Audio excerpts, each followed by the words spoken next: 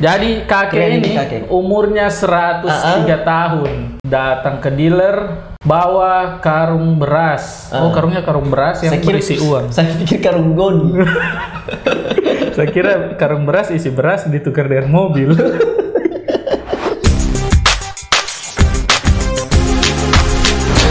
Oke, kembali lagi di Ngobrolin berita.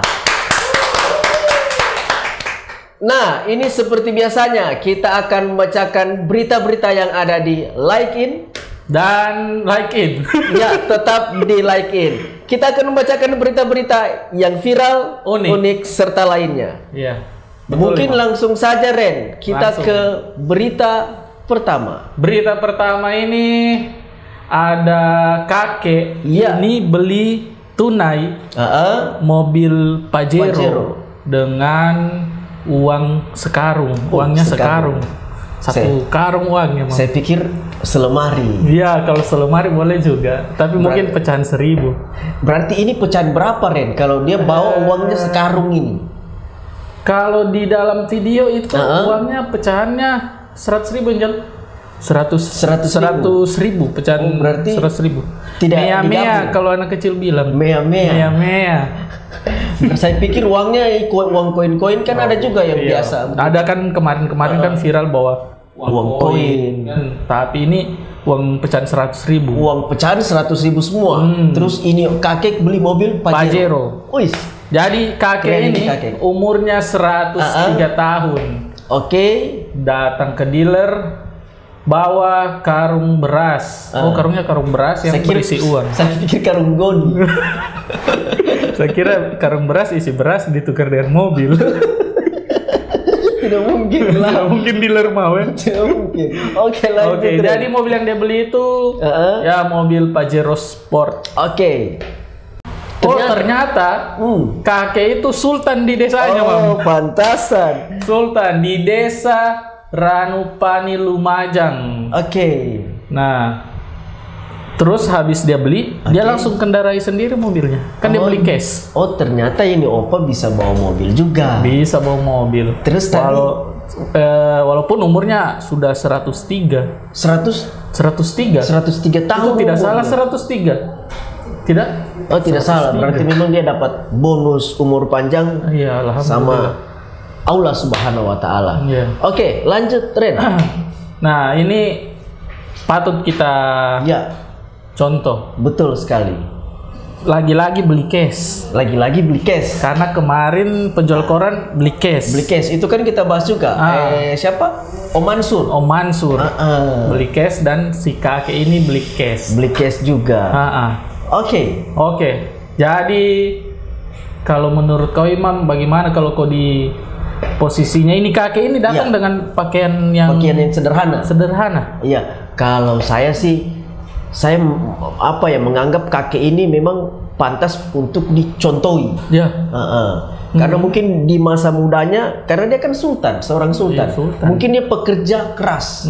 Makanya pas ketika dia tua, dia bisa beli apa saja. Dan dia bisa beli itu dengan cash. Dan mungkin saja uangnya memang dia tabung ini. Pasti dia tabung. Bisa jadi seperti itu. Nah, oke. Berarti kita lanjut ke berita kedua. Oke. Dulu, Mam. Oh, minum dulu. Iya, biar air putih. Kenapa gelap ini? Sudah air putih. Kenapa warna coklat ini? Pengaruh ini lampu. Oh, kacamata. Berarti yang dapat. Berita kedua. Terjadi di Thailand. Pria ini bernama Suae. Oh, ini mampu salah sih. Di bawah. Oh, di bawah. Pria ini nikahi 3 wanita dan diberi mahar puluhan juta hingga tanah oleh istrinya. Oke. Memang ada apa tadi oleh istrinya? Oke, mungkin saya ulang. Pria ini nikahi 3 wanita dan diberi mahar puluhan juta hingga tanah oleh istrinya. Bayangkan sudah diberi mahar dan dikasih tanah lagi. Sama istri yang dia nikahi, perempuan yang dia nikahi. Betul. Mungkin saya lanjut ke beritanya. Oke. Lanjut dulu dan. Lanjut beritanya. Terjadi di Thailand. Pria itu bernama Suae. Suea. Oh, Suea. Oh, Suae. Kacamata. Oke, pria itu terkejut ketika pacarnya memintanya untuk menikah. Ketika istrinya memberi mahar berupa uang 42 juta emas hingga sertifikat tanah. Dan istri pertama berumur 30 tahun, istri kedua 35 tahun. Istri ketiga 31 tahun. Ternyata pemberian mahar tersebut merupakan tradisi Brahmana, Mam. Dia ditambah-tambah. Dia tambah-tambah. Oh, berarti mereka si ini punya istri tiga. Satu kali menikah bungkus tiga. Bukan kalau biasa kalau kita beli kacang kan beli satu gratis beli kacang. Iya. Beli istri kayak gitu. Tapi seperti beli kacang. Dia termasuk gentle karena yang kayak kau sebutkan tadi. Iya.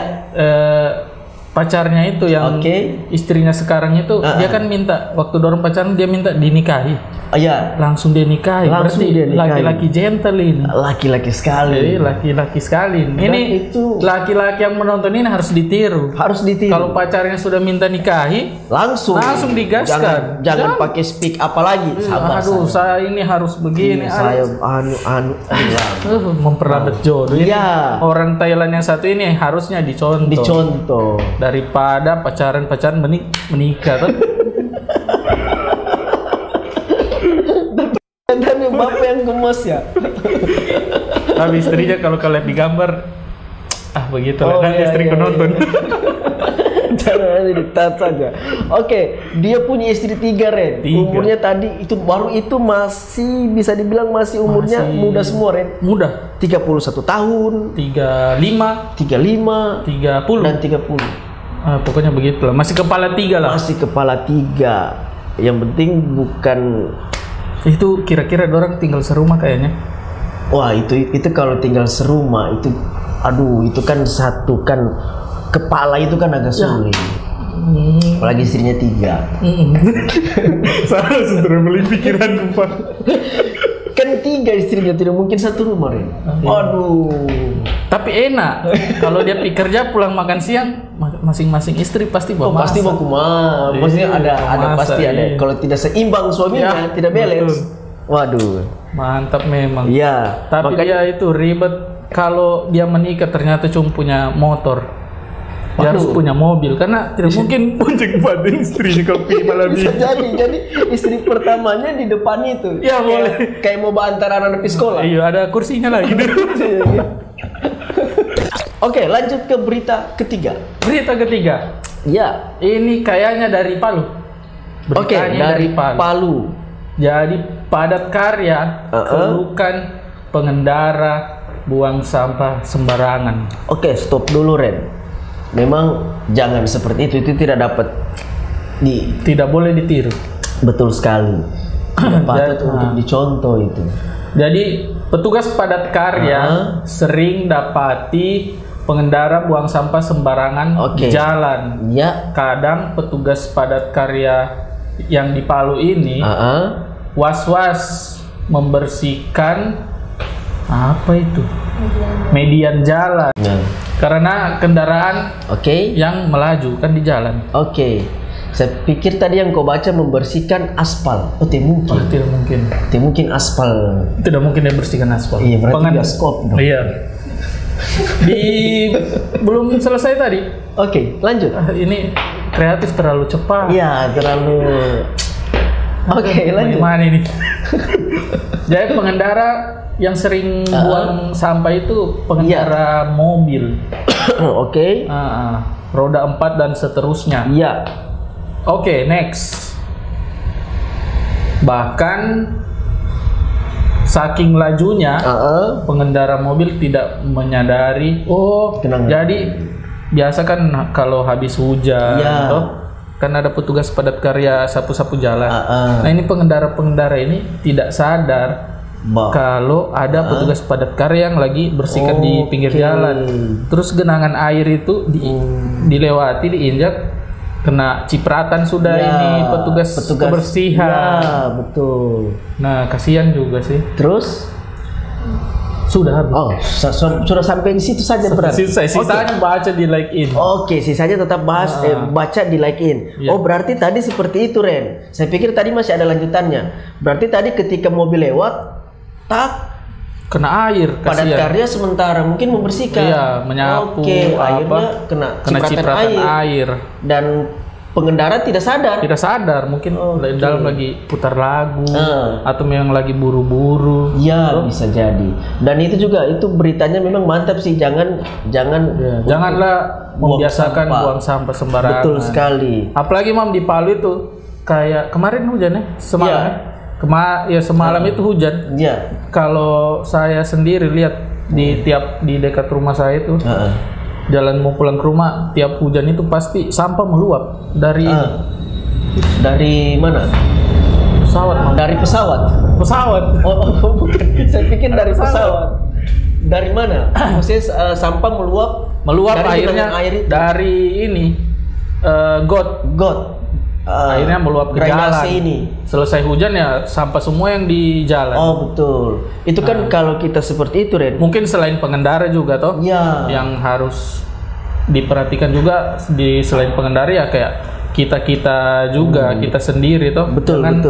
Buang sampah sembarangan. Apalagi kayak di got begitu kan. Iya. Tidak bagus. Iya, itu bisa menimbulkan risiko besar juga, bisa banjir. Karena pasti drop kan, pasti tersumbat.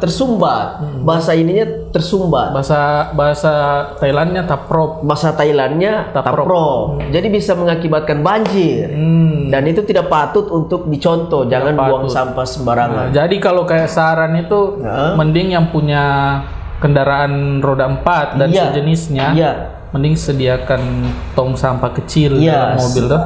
Sediakan payung sebelum hujan. Iya. Jadi buang sampah langsung di dalam mobilnya itu kan ada tempat sampah kecil. Betul sekali. Nanti tinggal itu yang dia buang ke tempat sampah yang agak besar ukurannya, mungkin di rumah. Iya. Begitu. Atau tidak setidaknya kalau ada sampah di mobilnya isi dalam kantong lah dulu. Ya, betul. Isi dalam kantong kan.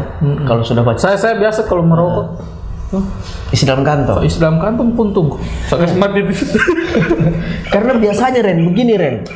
Karena biasanya kalau kita bahas rokok kan, itu biasanya juga banyak orang yang dari dalam mobil bawa mobil habis itu isap. Ya, dia buang, dia tidak tahu api-apinya itu terbang ke pengendara. Mungkin ada pengendara motor di belakang. Betul sekali. Nggak minta-minta kalau kena mata toh. Betul, kena mata kan sementara orang di belakang motor kalau saya naik mobil itu saya tutup semua kaca bersama rokok. Baru apinya keluar. Saya biasa di ICU. Dan buat teman-teman semua juga, jadi itulah mungkin poin-poinnya. Yang paling penting intinya jagalah kebersihan. Jangan buang sampah sembarangan. Kita support juga pemerintah kota. Apalagi buat para padat karya di Palu itu. Betul sekali. Jangan patah semangat. Tetap semangat. Iya. Kita bersihkan Palu. Iya. Semoga dengan orang yang nonton ini jadi tidak buang sampah sembarangan. Semoga, insya Allah. Karena buang sampah sembarangan itu merugikan diri sendiri juga. Iya. Dan orang banyak. Iya, betul sekali. Karena anak-anak sudah mulai mengantuk. Kita selesaikan saja ini. Iya, karena ini sudah jam 1 malam ini. Jam 1 malam kita syuting. Oke. Sampai ketemu di ngobrol berikutnya. Terima kasih.